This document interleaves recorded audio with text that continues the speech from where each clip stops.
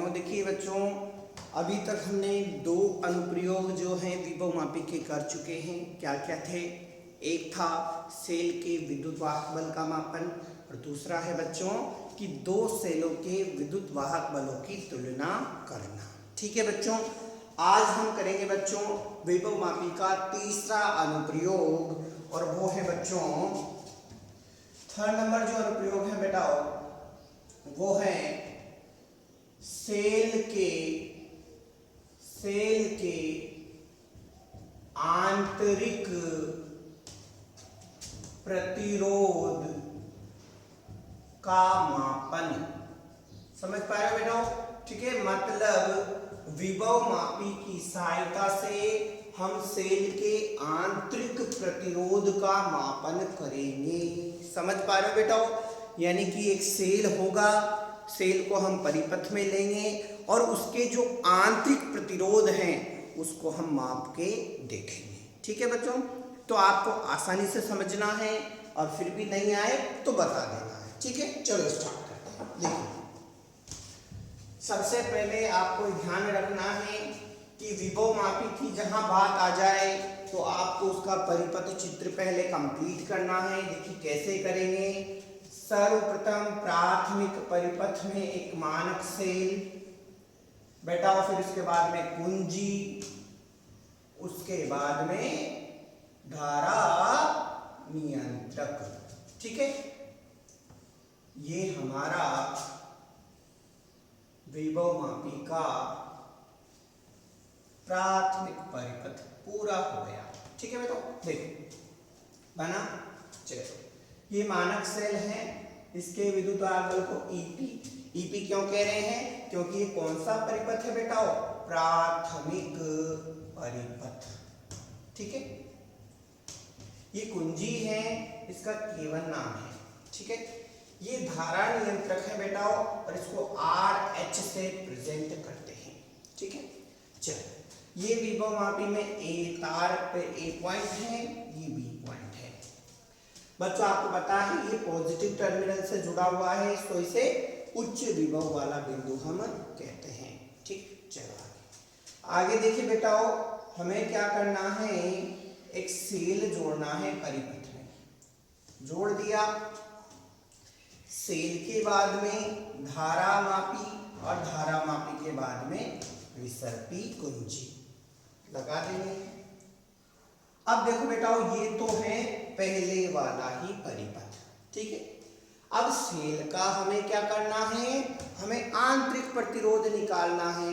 तो इसके लिए क्या करना है, यहाँ पर हमें इस परिपथ में एक जोड़ना है बेटा रेजिस्टेंस बॉक्स यानी प्रतिरोध बॉक्स, और उसके बाद जोड़नी है बेटा कुंजी और परिपथ कंप्लीट कर देना है।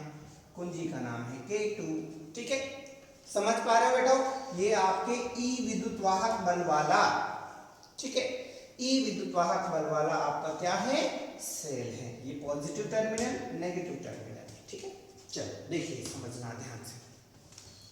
परिपथ पूरा हो चुका है बेटा। ठीक है, परिपथ को ही विशेष रूप से ध्यान रखना है आपको। परिपथ अगर आपको अच्छी तरह से आ गया तो आपका डेरिवेशन कंप्लीट है। ठीक है ना, बहुत अच्छा है, बहुत सरल है। देखिए आसानी से समझना है। देखिए बेटा, उस प्राथमिक परिपथ की जब मैं बात कर लूं तो आपको पता है कि सभी में प्राथमिक परिपथ एक जैसा होगा। कैसे दिखाई दे रहा है? देखिए, एक मानक सेल है, एक कुंजी है, एक धारा नियंत्रक है और ये हमारा विभवमापी का तार है जो कितना मीटर लंबा होता है? 10 मीटर लंबा होता है। ठीक है, किसका बना होता है बताओ? किसका बना होता है? मैग्नीन या कांस्टेंटन का। ठीक है, ये दो मिश्र धातु हैं, इनके बने हुए थे। ठीक है, ये ए जो है उच्च विभव वाला बिंदु है और बी निम्न विभव वाला बिंदु है। ठीक है, देखिए इस सेकेंडरी परिपथ में यानी कि द्वितीयक परिपथ में हमने वो सेल जोड़ दिया है जिसका हमें आंतरिक प्रतिरोध निकालना है। ठीक है, और उसी सेल के समांतर क्रम में देखो बेटा क्या जोड़ा, एक रेजिस्टेंस बॉक्स और एक कुंजी K2। ठीक है, अब देखिए क्रियाविधि और पूरी संरचना के बारे में समझ लेते हैं। देखिए हमारा टॉपिक है कि विभव मापी की सहायता से सेल के आंतरिक प्रतिरोध का मापन। ठीक है, तो क्या बोलेंगे, देखिए कैसे बोलेंगे कि विभव मापी की सहायता से सेल के आंतरिक प्रतिरोध का मापन करने के लिए परिपथ चित्र उपरोक्त चित्र में दर्शाया गया है, जिसमें प्राथमिक परिपथ में एक मानक सेल, कुंजी और धारा नियंत्रक को विभव मापी तार के श्रेणी क्रम में जोड़ दिया गया है। जोड़ रखा है बेटा, ठीक है।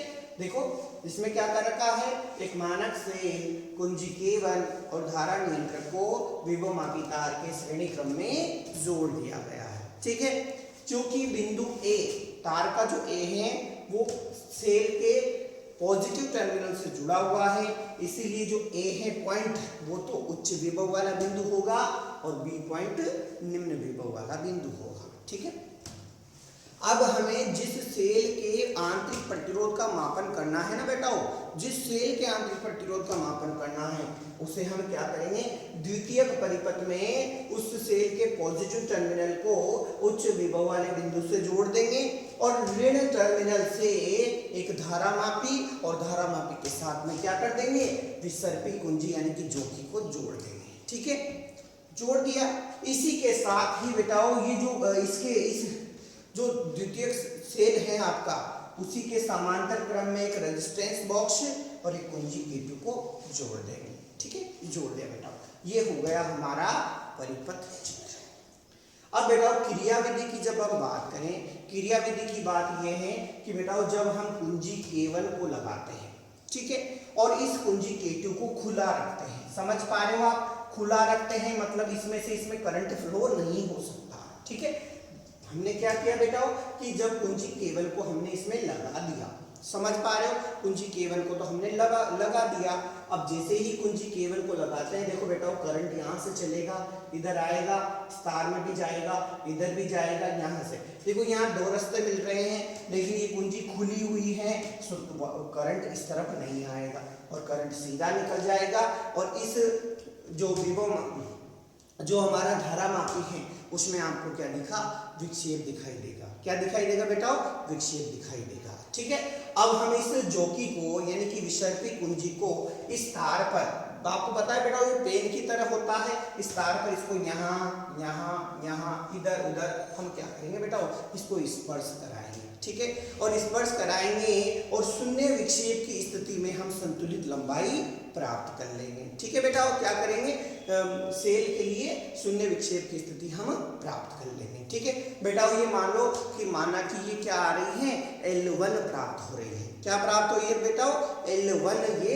प्राप्त हो रही है। ठीक है, तो इस समय तो हम मापन कर पाए सेल के विद्युतवाहक बल का EXL1। ठीक है, ये हो गया, हमने कब क्या कर दिया, हमने सेल का विद्युतवाहक बल निकाल लिया। ठीक है, यहाँ आपको पता है बेटा यहाँ x क्या है, यहाँ x बराबर है विभव प्रवणता।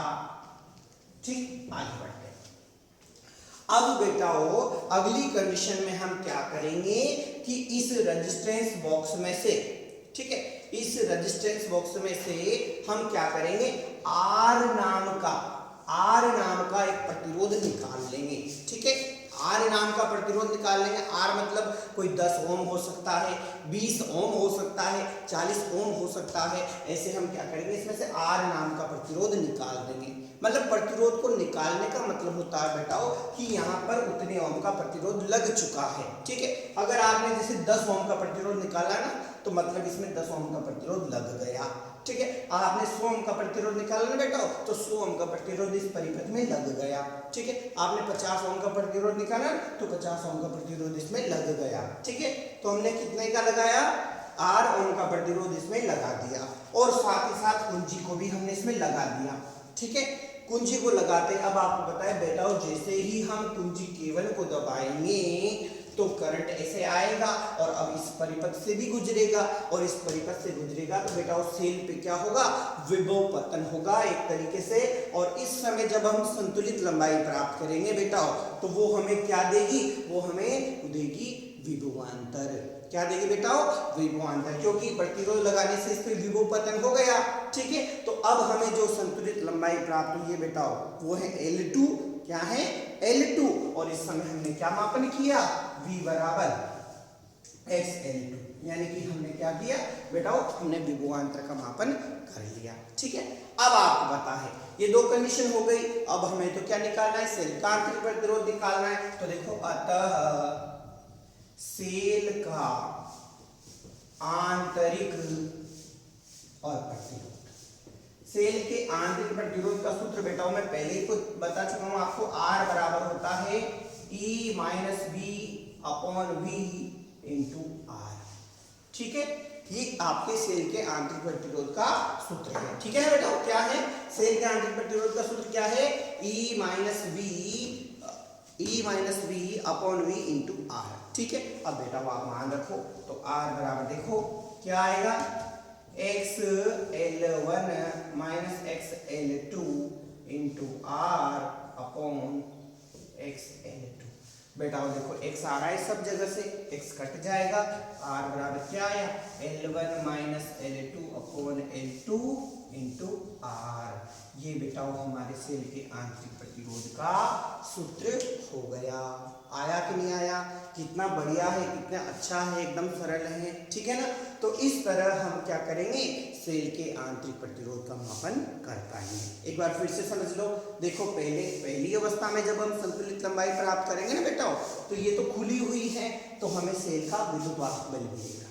ठीक है, और दूसरी अवस्था में हम क्या करेंगे, यहाँ से आर ओम का प्रतिरोध निकाल देंगे। ठीक है, और आर ओम का प्रतिरोध निकाल देंगे तो हमें क्या होगा, विभवांतर का मापन कर पाएंगे, और विभवांतर का V बराबर XL2 हो जाएगा। ठीक है बेटा, आपको ये मैंने पहले ही बता चुका हूँ ये वाली चीज। ठीक है ना, तो सेल के आंतरिक प्रतिरोध का ये सूत्र हो गया हमारे पास, और जैसे ही ये आंतरिक प्रतिरोध का सूत्र है तो आप इसमें रखिए और आपका मान आ जाएगा। ठीक है बेटा, चलो आगे बढ़ते हैं। अब बेटा देखो, आपकी जो PDF है इसमें कुछ क्वेश्चन लिखे हुए हैं, तो उन्हीं क्वेश्चन को साथ में कर लेते हैं। ठीक है, पहला क्वेश्चन है बेटा कि विभव मापी में तांबे का तार प्रयोग में नहीं लेते क्यों।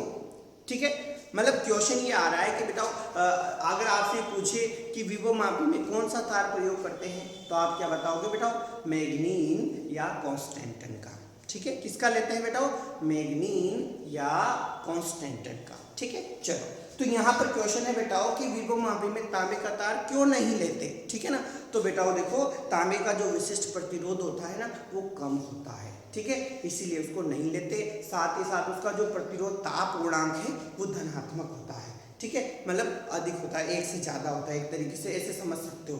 अब ताप पूर्णांक का मतलब क्या होता है बेटा, कि ताप बढ़ाने पर प्रतिरोध का मान बढ़ता है। तांबा एक धातु है बेटा, जबकि यहाँ पर जो ली जा रही है वो कौन है, मिश्र धातुएं हैं। क्या है, मिश्र धातुएं। ठीक है ना, ध्यान रखना। तो सीधी बात है कि तांबे का जो विशिष्ट प्रतिरोध है बेटा वो कम होता है। ठीक है, आगे बढ़ते हैं। दूसरा है, विभव मापी तार में लंबे समय तक धारा प्रवाहित क्यों नहीं करनी चाहिए। ठीक है, मतलब बेटा ये जो प्रयोग कर रहे हैं ना, ऐसा नहीं है कि हमने तार में करंट बाहर रखा है और हम इधर उधर घूमने चले गए।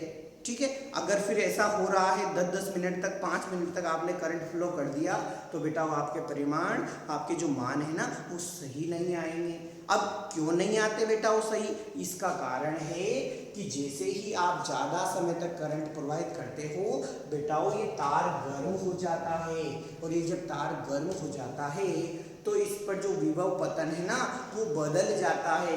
मतलब फाइनल में सीधी बात करें बेटा तो विभव प्रवणता का मान बदल जाता है।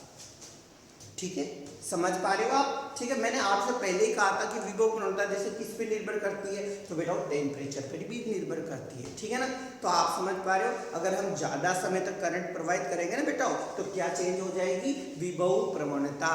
इसलिए हमें ज़्यादा समय तक करंट नहीं बहाना चाहिए। ठीक है, चलो आगे चलते हैं। अगला है, विभव मापी तार पर विसर्पी कुंजी को दबाकर क्यों नहीं चलाना चाहिए। ठीक है, मतलब ये जोकी है ना बेटा, ये जो जोकी जिसको बोलते हैं विसर्पी कुंजी जिसको बोलते हैं। ठीक है, इसको घिस कर क्यों नहीं चलाना चाहिए।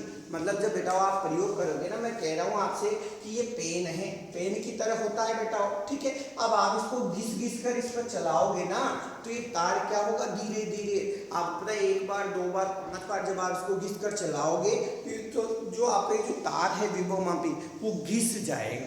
क्या होगा बेटा, घिस जाएगा, मतलब इसका अनुप्रस्थ काट क्षेत्रफल बदल जाएगा। और आपको पता है x बराबर तो क्या था, x बराबर आई रो अपॉन ए। ठीक है, मतलब जब बेटा अनुप्रस्थ काट क्षेत्रफल बदल जाएगा तो x का मान भी क्या होगा, बदल जाएगा, फिर हमारे गलत मान आने लग जाएंगे। ठीक है ना, तो समझ पा रहे हो, आपको विसर्पित कुंजी को भी दबाकर नहीं चलाना है, समझ पा रहे हो। देखिए अगर हम टेम्परेचर बढ़ा देंगे तो भी विभव प्रवणता बदल जाएगी, अगर हम इसको घिस कर यहाँ पर चलाएंगे तो इसका अनुप्रस्थ काट क्षेत्रफल बदल जाएगा, और अनुप्रस्थ काट क्षेत्रफल बदलने से क्या होगा, विभव प्रवणता में बदलाव आ जाएगा, ये भी गलत बात है। ठीक है, आगे बढ़ते हैं।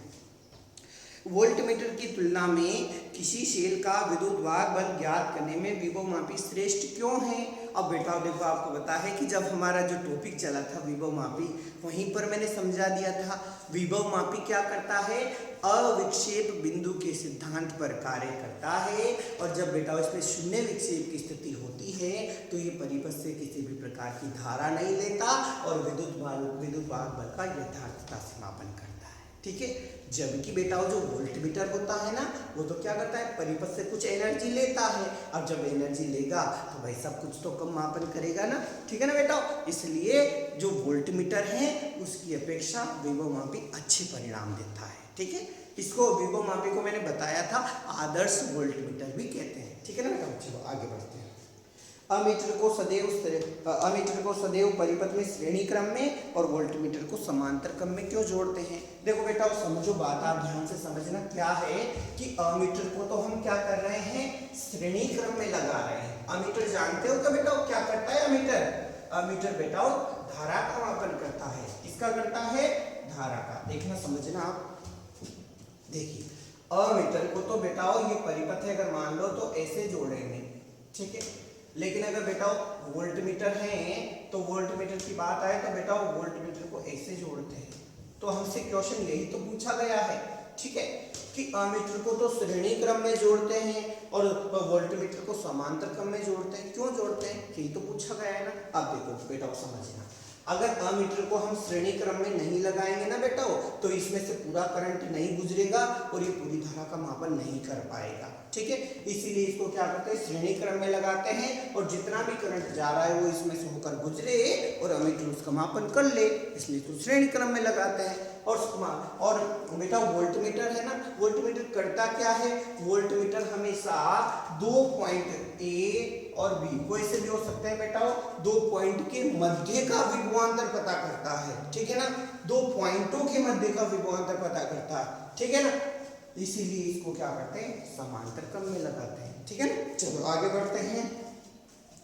अगला है क्वेश्चन, बताओ 2 विभव मापियां हैं ए और बी, ठीक है, जिनके लिए विभवांतर और तार की लंबाई के मध्य ग्राफ खींचे गए हैं। ठीक है, ग्राफ भी खींच रखे हैं और हमें ये बताना है कि कौन सी अधिक सुग्राही है। देखो बहुत अच्छा क्वेश्चन है बेटा, देखो समझना ध्यान से। देखिए बेटा, ये ए और ये बी, ठीक है, ये इधर बी है बेटा, इधर एल है। ठीक है, अब हमसे क्या कहा है, बिल्कुल यही है। अब देखो बेटा, आपको याद है कि जो सुग्राहिता है बेटा, हमारी सुग्राहिता वो समानुपाती है विभव प्रवणता, यही है ना बेटा, यानी कि सुग्राहिता जो है विभव प्रवणता के व्युत्क्रमानुपाती है। ठीक है, अब सबसे पहले बेटे देखो कि विभव प्रवणता जो है ना, विभव प्रवणता का एक तरीके से सूत्र देखा जाए तो बेटा वो V/L होता है। ठीक है, अब देखो यहाँ V/L करेंगे तो V/L तो है बेटा tan थीटा के बराबर, किसके बराबर है, tan थीटा के बराबर। ठीक है, अब बेटा देखो इसके लिए तो थीटा कितना सा आ रहा है बेटा, इसके लिए तो थीटा 1 है और इसके लिए थीटा 2 है। ठीक है, तो आपको पता है कि XA और XB बेटा, XA तो है A की विभव प्रवणता और XB है बेटा B की विभव प्रवणता। तो बताओ बेटा किसके लिए बड़ा कोण है, आप देख पा रहे हो, A के लिए बड़ा कोण है तो किसकी, इसका मान ज्यादा होगा, इसका मान कम होगा, पता चल रहा है बेटा। ठीक है, क्योंकि A के लिए तो tan थीटा का मान बड़ा आएगा और B के लिए छोटा आएगा। ठीक है, तो ए की विभव प्रवणता बड़ी है, बी की छोटी है। लेकिन बेटा यहाँ तो देखो व्युत्क्रमानुपाती है ना, यानी जिसकी विभव प्रवणता ज्यादा है, ठीक है, जिसकी विभव प्रवणता ज्यादा है उसकी सुग्राह्यता क्या होगी बेटाओ? कम। तो इसकी सुग्राह्यता तो होगी बेटाओ कम, ये सुग्राह्यता इसकी तो हो जाएगी कम, है ना। और ये बी वाला है बेटाओ, तो इसकी सुग्राह्यता क्या हो जाएगी? इसकी हो जाएगी ज्यादा, अधिक हो जाएगी। समझ पा रहे हो? ठीक है ना। मतलब आपको पता है जिसकी विभव प्रवणता कम होगी ना बेटा, उसी की सुग्राह्यता ज्यादा होती है। ठीक है, चलो आगे बढ़ते हैं। अगला है विभव मापिका मानकीकरण। ठीक है बेटा, विभव मापिका मानकीकरण। अब देखो बेटा समझना कि जो x है ना विभव प्रवणता, ठीक है, विभव प्रवणता, विभव मापी में सबसे मेन मुख्य कार्य किसका है बेटाओ? विभव प्रवणता x का। किसका है? विभव प्रवणता x का। ठीक है, तो इस विभव प्रवणता का यथार्थता से मापन करना ही विभव मापिका मानकीकरण कहलाता है। एक बार समझिए, देखो क्या है। किसी मानक सेल की सहायता से, बेटा पढ़ के बता रहा हूं मैं, देखिए, किसी मानक सेल की सहायता से विभव प्रवणता का शुद्धता से मापन करना ही विभव मापिका मानकीकरण कहलाता है। समझ पा रहे हो बेटा? मानक सेल, देखो मानक सेल प्राथमिक परिपथ में जुड़ा हुआ था बेटा, ठीक है ना। तो किसी मानक सेल के द्वारा जो विभव प्रवणता है बेटा उसका शुद्धता से मापन करना ही मानकीकरण कहलाता है। समझ पा रहे हो बेटा? ये हो गई आपकी 1 नंबर की डेफिनेशन। लेकिन अगर मान लो बेटा ज्यादा नंबर में पूछ ले, ठीक है, तो फिर थोड़ी सी और भी लिखा रखी है, देखो समझो क्या है। सामान्यतः हमें विभव मापी के प्राथमिक परिपथ में जुड़े सेल का आंतरिक प्रतिरोध और धारा नियंत्रक का प्रतिरोध पता नहीं होता। ठीक है, सामान्य स्थिति की बात कर रहे हैं कि हमने प्राथमिक परिपथ में जो सेल लगा रखा है, जो धारा नियंत्रक लगा रखा है, उनके प्रतिरोध हमें पता नहीं होते। ठीक है, अतः अप्रत्यक्ष विधि से, अप्रत्यक्ष मतलब समझ रहे हो बेटा, मतलब आंखों के सामने नहीं हो रहा लेकिन फिर भी हम मान निकाल रहे हैं, देख नहीं पा रहे लेकिन फिर भी मान निकाल रहे हैं। अतः अप्रत्यक्ष विधि से विभव प्रवणता का मान ज्ञात करने के लिए मानक सेल का प्रयोग किया जाता है। ठीक है, मतलब हमारे आंखों के सामने नहीं हो रहा लेकिन फिर भी हो रहा है। ठीक है, उसको बोलते हैं अप्रत्यक्ष, जो सामने दिखाई नहीं दे रहा लेकिन फिर भी हो रहा है। अप्रत्यक्ष जैसे नॉर्मल देख लो आप, तरंगे हैं बेटा दिखती नहीं है लेकिन फिर भी होती है। ठीक है, तो अप्रत्यक्ष विधि से अपन क्या कर रहे हैं, उस मानक सेल की सहायता से विभव प्रवणता का मापन करेंगे। ठीक है, आगे चलते हैं। तो विभव प्रवणता का मान निकालने के लिए हम मानक सेल का प्रयोग कर रहे हैं। इस प्रकार विभव मापी को मानक सेल के लिए संतुलित करने की प्रक्रिया है, उसे क्या कहते हैं बेटा? मानकीकरण कहते हैं। उसे क्या कहते हैं? मानकीकरण कहते हैं। अब देखो बेटा समझना कि भाई सर मानक सेल के लिए कैसे x निकल जाएगी। देखो समझना, ऐसे निकलेगी बेटा, ये आपका जो भी एक इधर प्राइमरी सेल होता है, ठीक है, फिर यहाँ पर कुंजी होती है, यहाँ हमारा धारा नियंत्रक होता है, ये हमारा विभव मापी बन जाता है बेटा। ठीक है, बन गया। अब आप क्या करो, इसके लिए पहले यहाँ एक और मानक सेल लगा लो, उसके लिए संतुलित लंबाई प्राप्त कर लो। देखो बेटा एक बार ध्यान रखना, मानक सेल कौन होता है? मानक सेल ऐसा सेल होता है जिसका विद्युत वाहक बल लगभग ज्यादा समय तक नियत बना रहता है। ठीक है, अब आप सोचोगे सर सारे सेलों का बना रहेगा, तो क्या सारे में? बेटा सारों का नहीं बना रहता। कैसे? जैसे ही वो परिपथ में चलता है उसको वो जो एनर्जी देता है विद्युत अपघट्य आयनों को एक सिरे से दूसरे सिरे तक पहुंचाने में, उसको विद्युत वाहक बल कहते हैं। तो धीरे धीरे क्या होता है बेटा, जैसे जैसे एनर्जी देता जाता है वो कम होता चला जाता है। ठीक है ना।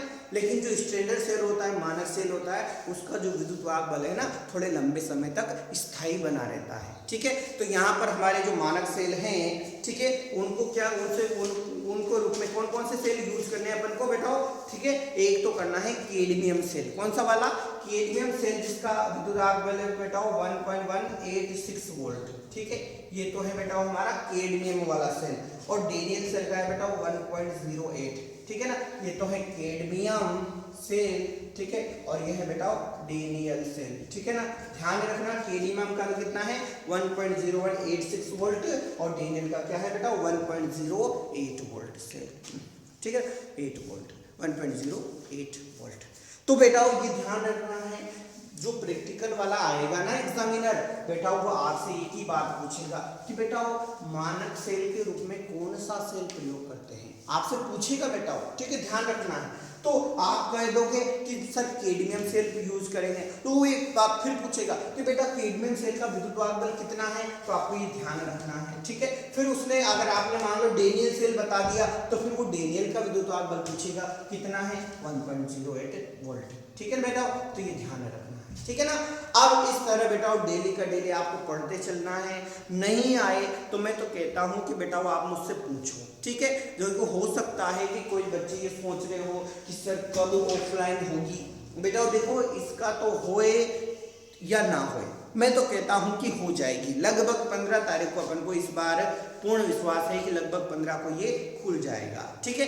तब तक बेटा आप क्या करो, जैसे जैसे मैं पढ़ा रहा हूँ मुझ पे विश्वास करो, ठीक है, अच्छी तरह से आपको पढ़ा रहा हूँ, कोई दिक्कत नहीं आने वाली, ठीक है। आप पूरा वीडियो को देखा करो, पढ़ा करो, कॉपी में लिखा करो। देखो बेटा क्या है, परीक्षा तो लगभग नियत समय पे होने वाली है, हमारा ही तो समय बिगड़ रहा है, तो आप इसमें सावधानी रखो, समझो। ये आप देखो आपका आप इतने अच्छे पढ़े लिखे बच्चे हो, आप 12th क्लास की में पढ़ रहे हो, ठीक है, छोटे स्टैंडर्ड के बच्चे नहीं हो आप, ठीक है। तो आपको कोशिश करनी है कि इस आपदा के समय में पढ़ते रहे बेटा, परेशानी आए तो पूछ लिया करो, ठीक है बेटा। धन्यवाद।